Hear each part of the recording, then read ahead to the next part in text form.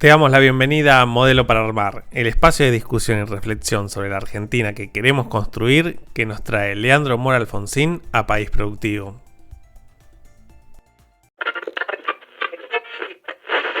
En cuál era el contexto en el que nosotros veníamos, de una inflación, de una hiperinflación, 3.079% en 1989. El circulante que estaba en la calle tenía que estar en reservas. Por ende, eso te limitaba también la política monetaria. No podía haber más circulante que los dólares que vos tenías en el Banco Central. En 2 años pasaste de una inflación de 4 dígitos, más de 3.000%, a un dígito de inflación. Y los perdedores, digamos, de la coalición de la convertibilidad, y ya vamos a ver por qué, fueron como las más pymes. Fueron las pymes y la economía más pequeña. Esta vez vamos a hablar de la convertibilidad en la Argentina de los 90, sus causas, cómo se aplicó la política monetaria y las consecuencias que dejó. Quédate en País Productivo, con Aldo Lorrusso, Sebastián Mazurkiewicz y Leandro Mora Alfonsín.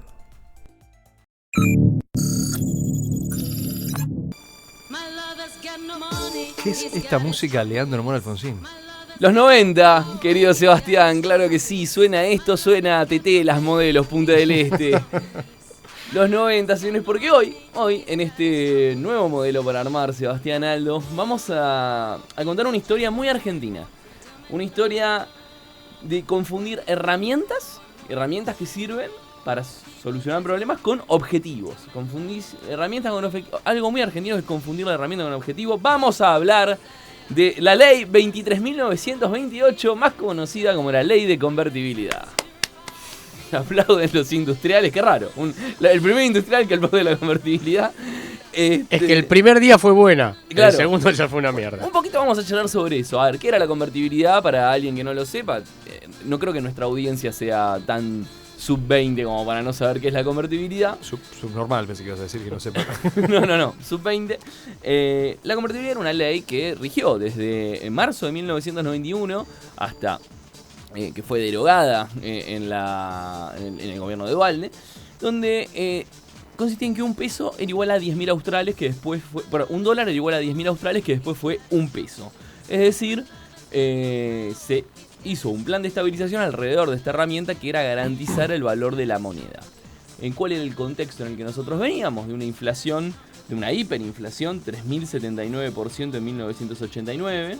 Y en el gobierno de Carlos Menem, lo que había habido eran intentos fallidos por estabilizar. Primero con Bungiborn, después con Herman González, el plan Bonex. Había habido distintos herramientas que habían fallado en su camino y surgió la convertibilidad. ¿Por qué vamos a hablar hoy de la convertibilidad?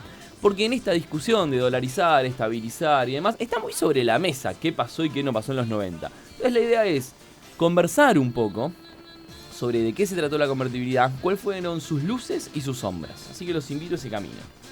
A ver, en primer lugar, el contexto de esta hiperinflación, lo que hizo el gobierno de Menem fue basarse en 3 elementos para estabilizar la cosa. Primero, esta dolarización opcional, un peso, un dólar. Que lo que hacía era que para que esto estaba respaldado con reservas. El circulante que estaba en la calle tenía que estar en reservas. Por ende, eso te limitaba también la política monetaria. No podía haber más circulante que los dólares que vos tenías en el Banco Central. Al mismo tiempo había apertura comercial y una fuerte reforma estructural y financiera. Estructural del Estado y también financiera en la Argentina. Obviamente que para financiar la convertibilidad se necesitaban dólares. Vos pasabas a tener un peso, un dólar, eso implicaba que requerías stocks. En virtud de eso, la reforma del Estado acompañó, fue una reforma integral, en línea con el consenso de Washington, que era la mirada prevaleciente y digamos mainstream de la época, y la privatización de las empresas del Estado, más la entrada en el plan Brady, que era la manera en que se negociaban las deudas de los países latinoamericanos después de las crisis de deuda de los 80 y demás, hizo que Argentina junte esos dólares y vaya hacia la convertibilidad. El efecto fue inmediato, fue muy exitoso y fue inmediato para bajar la inflación.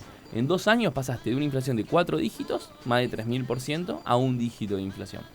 Y entre 1991 y 1994 la tasa de crecimiento era más o menos del 8%. Es decir, unos números que decías, bueno, venías de un descalabro macroeconómico impresionante, esto resultó bien. Ahora bien, Para poder lograr la convertibilidad y poder lograr esta relación de un peso y un dólar, hay que tener en cuenta que más allá de lo comercial, vos tenés 3 elementos de política que te ves limitado cuando tenés convertibilidad. Primero, política cambiaria. Es decir, si querés devaluar tu moneda, no podés hacerlo porque hay una ley que dice que un peso es igual a un dólar. Al mismo tiempo, tenés limitada la política monetaria. Si vos querés imprimir billetes, sí o sí tienen que entrar dólares. ¿Y qué pasa cuando para un país ¿qué tiene que hacer un país para que entren dólares? Imprimirlos no los puede imprimir, con lo cual o exportás más o tomás deuda. En la primera mitad de los 90, el funcionamiento del Mercosur fue muy virtuoso para la Argentina y Argentina incrementó mucho sus exportaciones. Pero con el correr de la época, con el correr de los años y la apreciación cambiaria, porque un peso, un dólar es dólar barato, la apreciación cambiaria, ingreso de importaciones y demás, se retrasaron las expo y ya hacia 1995 habían empezado a caer. Con lo cual, ¿qué tenía protagonismo en ese ingreso de divisas? La deuda, un proceso de deuda muy fuerte. Domingo Cavallo le decían, usted está teniendo déficit de cuenta corriente porque tiene que pagar intereses de deuda. Y Cavallo decía, no, yo lo que tengo es superávit de cuenta capital porque me están ingresando capitales todo el tiempo. Esa era la discusión que daba Cavallo en ese momento. Para poder lograr la convertibilidad no era solamente una movida económica, sino también de coaliciones políticas. El gobierno de Menem coalicionó con los sindicatos para que haya reformas de corte laboral, como en el caso de petroleros, con la gran industria, con Techín, con la industria automotriz, con la gran industria. Y los perdedores, digamos, de la coalición de la convertibilidad, y ya vamos a ver por qué, fueron como las más pymes. Fueron las pymes y la economía más pequeña. Entonces, bueno, coaliciones políticas más deuda eran los sostenes de esa convertibilidad. Y venían todo bien, hasta que empezaron los nubarrones. Primer nubarrón es que si vos estás tan dependiente de la deuda y tan expuesto en tu capacidad de acción, cosas que pasan afuera te afectan más. Claro, el ingreso de capitales. Y la primera prueba de fuego fue el efecto tequila. México entra en crisis con su deuda en 1995, entra en cesación de pagos. ¿Y qué hace el mercado internacional? Como pasó en el 2018 con Turquía, nosotros, etcétera. Es bueno, este país no le prestó más plata. ¿Y qué país se parece a México? Bueno, y ahí entraban casi todos los latinoamericanos. Los países emergentes. Argentina, que estaba en un proceso de endeudamiento constante, tenía su primera zozobra. Y Cavallo la supera bastante bien. O sea, supera bastante bien en el 95 lo que es el efecto del tequila. Ajusta, trata de bajar el déficit aún más. O sea, hace algunas medidas restrictivas para capear y mantener la confianza de los mercados. Y supera 1995 exitosamente hasta ahí. Porque empieza a haber cosas que no había en la Argentina, que son una disminución de la actividad muy fuerte. Por ejemplo, en 1995 la desocupación alcanzó el 18,4%. Para ese momento era récord. Era como la inflación récord, la desocupación récord hasta ese momento. Claro, 0 inflación, 18 desocupación. Exactamente. Entonces, ¿qué tenés vos? Esa fragilidad ante shocks, vos la podías capear, pero algo se te estaba crujiendo adentro, en lo que era la economía real y la de todos los días. Y eso que cuece abajo, eso que cruje abajo, se empezó a notar más una vez que se fue Cavallo, después de discutir con Menem quién era el padre de la creatora, quién era el padre de la convertibilidad, si Menem o si Cavallo. Y cuando llegó Roque Fernández, digamos, esos años, del 97, 98, 99, empieza el declive de la convertibilidad. ¿En qué sentido? Primero esto que decimos, alta desocupación, malestar en la calle, Cutralcó en 1997, el primer piquete, empiezan los movimientos desde abajo, aparte porque se enfría la actividad y en parte porque las crisis internacionales que había habido, en Asia primero y en Rusia después, enfriaban un poco lo que era daban coletazos a la economía argentina. Pero todo eso se podía surfear. Lo que no se pudo surfear y empezó a ser muy complicado para la convertibilidad fue lo que ocurrió en enero de 1999, cuando Brasil, nuestro principal socio y principal competidor, devaluó su moneda. ¿Qué implica eso? Vos a Brasil es el tipo al que más le vendés y es uno de los tipos que más le compras. Es tu principal socio y tu principal competidor. Si Brasil devalúa, quiere decir se vuelve más barato para otros países.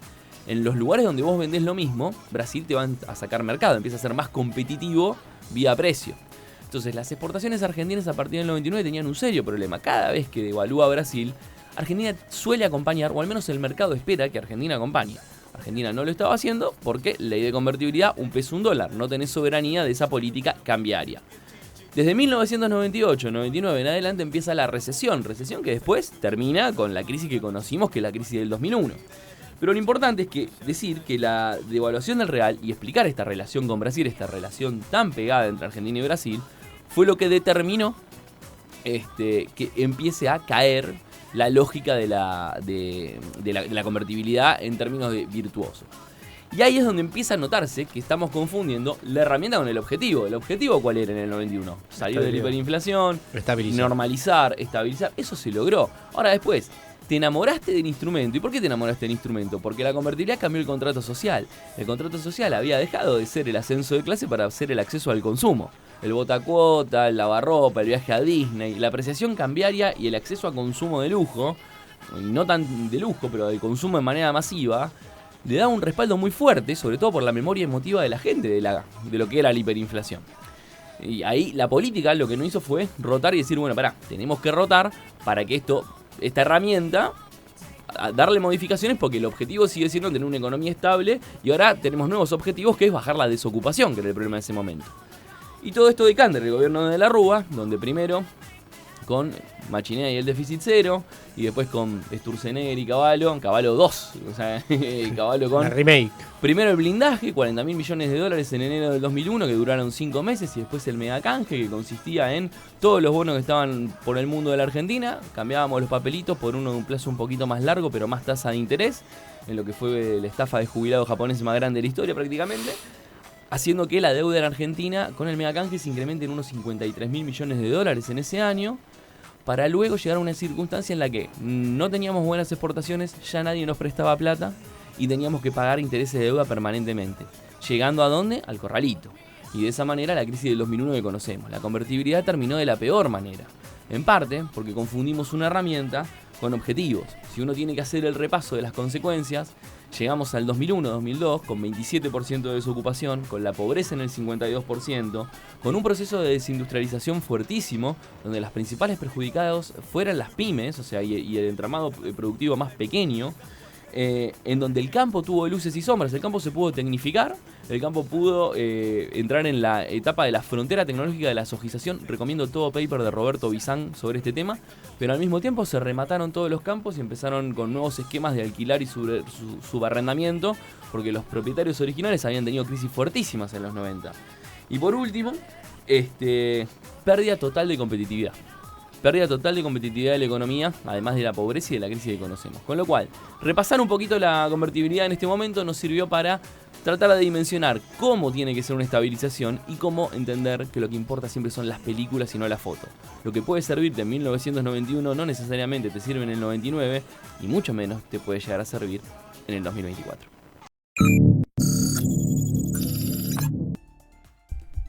Hasta acá llegamos con Modelo para Armar, el espacio de País Productivo en el que conversamos sobre la Argentina que queremos construir.